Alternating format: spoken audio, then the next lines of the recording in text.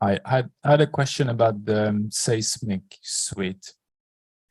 You said you wanted to live longer than the lander. What's the expectation of how long you're gonna survive? So hopefully it will be like 4 months at least. That's the minimum that we would like.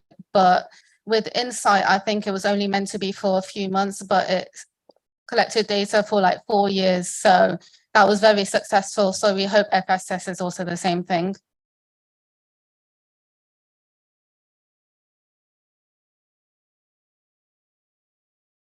For that prospect, Mark Robinson, Arizona State University. For the prospect landing site selection, why did you exclude all of the Artemis sites? That was a requirement from NASA CLIPS. Yeah, you can ask NASA CLIPS. I'm afraid we don't know that information as to why it was excluded, but I think it was just areas of interest.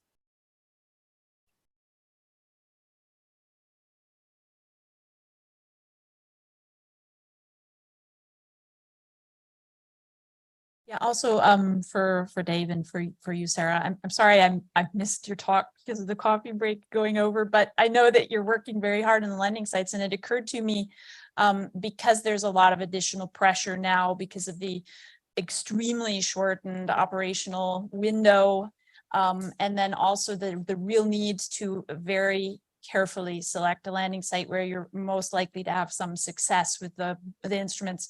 I wonder if this might be a good starting point for the sort of the landing site crack team that we were talking about yesterday, because I think maybe like I can speak for my group. I mean, we've been looking at, well, a lot of the Artemis landing sites, but other things in the South Polar region, and we probably have information that's not, you know, available in the literature yet that we would certainly be happy to contribute to an internal discussion. So I would say let's get that group going.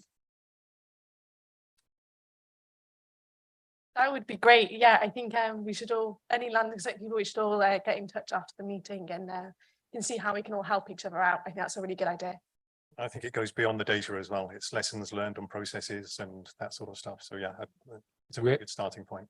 We have time for one last question.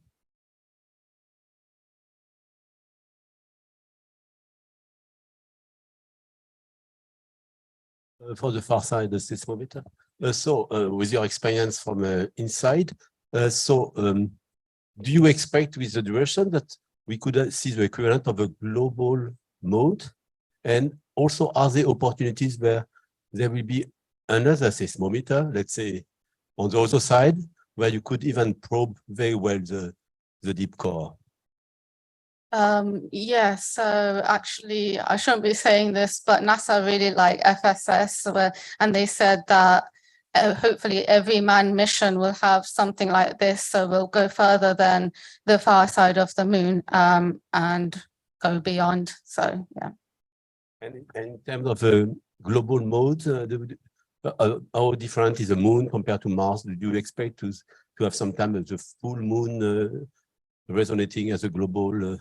Yeah, it's quite different. So we have had to adapt the sensors so it can operate on the moon as well. So yeah, there's been adjustments. And then basically the lunar gravity as well. So a lot of testing on that as well.